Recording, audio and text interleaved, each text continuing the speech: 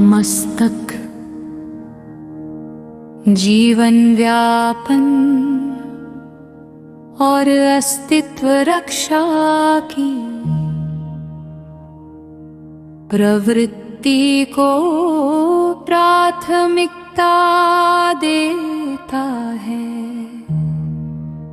वह प्रकृति आधारित है और संकल्प विकल्प सोच विचार चिंतन तथा मन जैसी प्रक्रियाओं को समय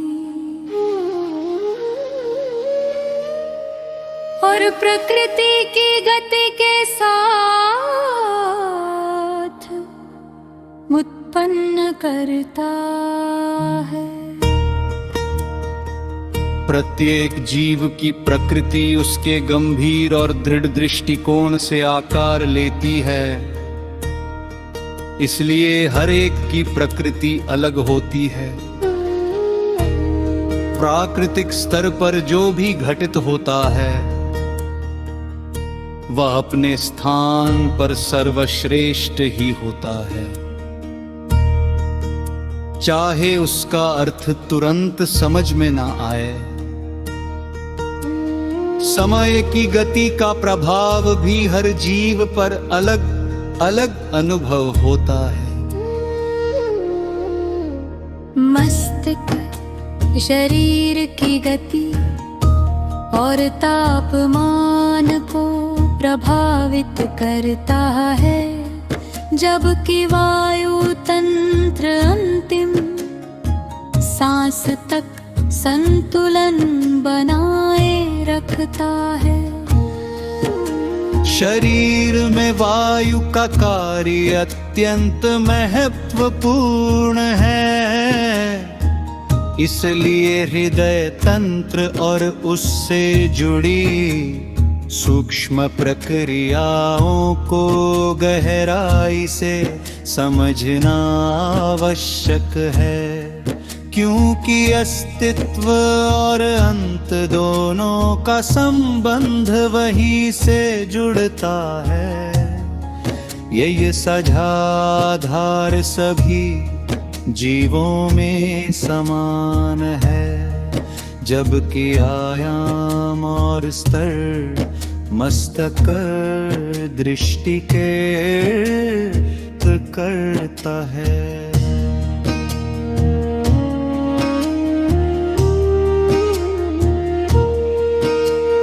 ठीक है, मैं इसे अब एक और अधिक गहन दार्शनिक और प्रभावशाली प्रवचन शैली में प्रस्तुत कर रहा हूँ। मस्तक वह प्रवृत्ति है जो जीवन को बनाए रखने, उसे संचालित करने और अस्तित्व को सुरक्षित रखने की दिशा में निरंतर सक्रिय रहता है। यह प्रकृति के नियमों के अधीन कार्य करता है और समय की धारा में संकल्प विकल्प विचार चिंतन और मन को निरंतर जन्म देता है। मस्तक किसी स्थिर अवस्था में नहीं रहता, वह सदैव गतिशील प्रकृति की लहरों में संचालित होता है।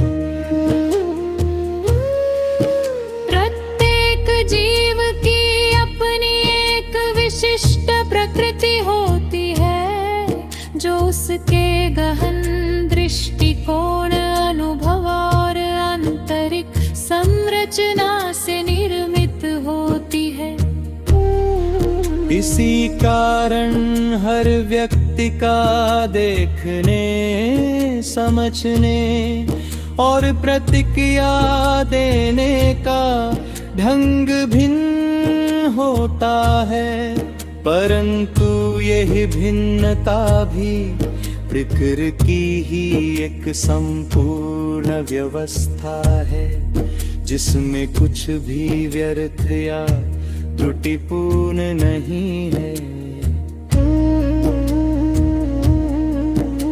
जो कुछ भी घटित होता है वो अपने अपने संदर्भ में संतुलित और श्रेष्ठ ही होता है, भले ही वह तत्काल समझ में न आए। समय की गति भी प्रत्येक चेतना पर अलग अलग प्रभाव डालती है। कहीं वह तीव्र प्रतीत होती है, कहीं मंद और कहीं स्थिरता का अनुभव कराती है। ये सब मस्तक की व्याख्या और उसकी संवेदनात्मक क्षमता पर निर्भर करता है। शरीर के भीतर मस्तक रक्त तापमान और तंत्रिका गतिविधियों को प्रभावित करता है, जबकि वायु तंत्र गहन और सूक्ष्म संतुलन बनाए रखता है, जो अंतिम सांस तक निरंतर सक्रिय रहता है।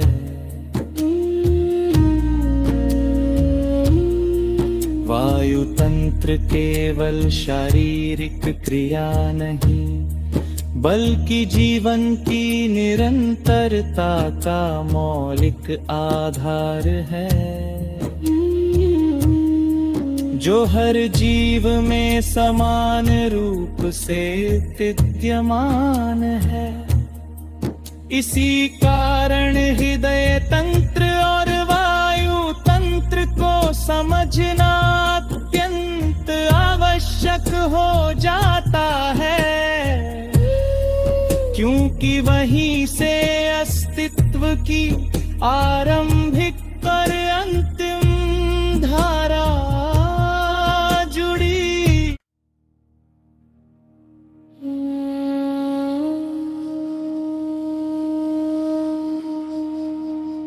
मस्तक